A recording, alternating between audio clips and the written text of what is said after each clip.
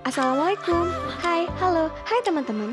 Kami dari kelompok 4 RBL TBB 50. Kami akan menjelaskan penerapan hukum Bernoulli pada roket air. Penasaran kan?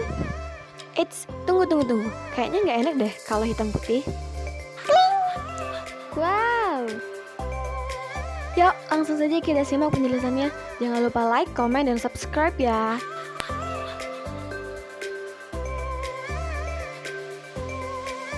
Penerapan hukum Bernoulli. Daniel Bernoulli mengatakan, fluida yang mengalir horizontal, tekanan yang paling besar terdapat pada bagian yang kelajuannya paling kecil dan tekanan yang paling kecil terdapat pada bagian yang paling besar. Jadi, semakin besar luas penampang, maka kecepatan fluida semakin kecil dan tekanannya semakin besar. Begitu juga sebaliknya. Penerapan hukum Bernoulli.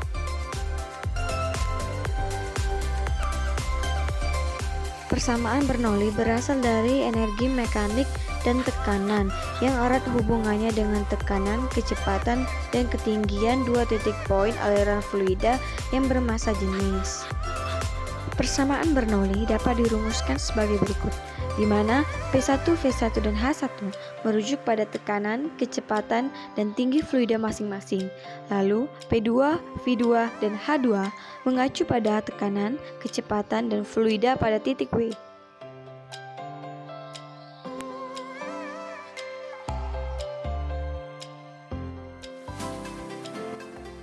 Apa itu roket air?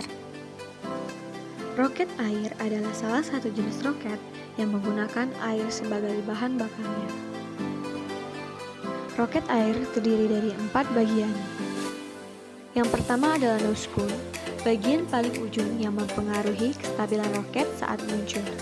Yang kedua ada body, bagian terpenting yang berisi air sebagai bahan bakar. Lalu fin, pengarah aliran udara dari ujung roket menuju belakang. Lalu nozzle, bagian penting karena ukuran nozzle menentukan besar gaya dorong roket sebagai penghubung dengan peluncur.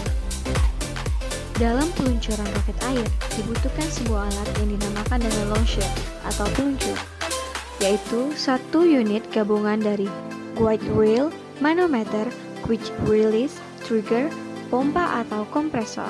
Semua itu bergabung menjadi satu menjadi launcher.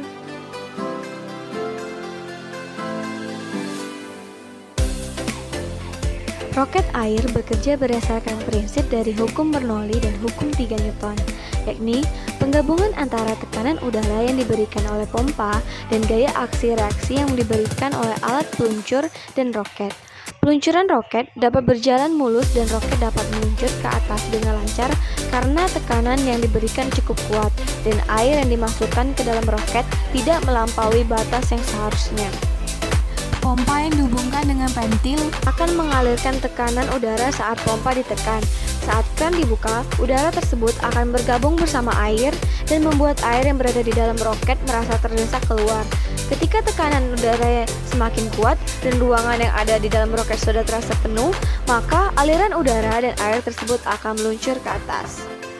Dengan menggunakan prinsip kerja seperti yang bekerja pada roket ini, kita bisa memperoleh keuntungan yang besar karena kita tidak perlu berusaha untuk meluncurkan sebuah roket dengan menggunakan mesin-mesin yang lebih sulit tingkat pembuatannya, tetapi cukup dengan menekan pompa dan memberikan tekanan udara yang cukup pada roket, maka roket pun akan meluncur. Selain roket air ini, alat-alat yang kita butuhkan dalam kehidupan sehari-hari pun dapat dibuat dengan menggunakan prinsip kerja dan hukum yang sama seperti pada roket ini. Cara kerja roket air.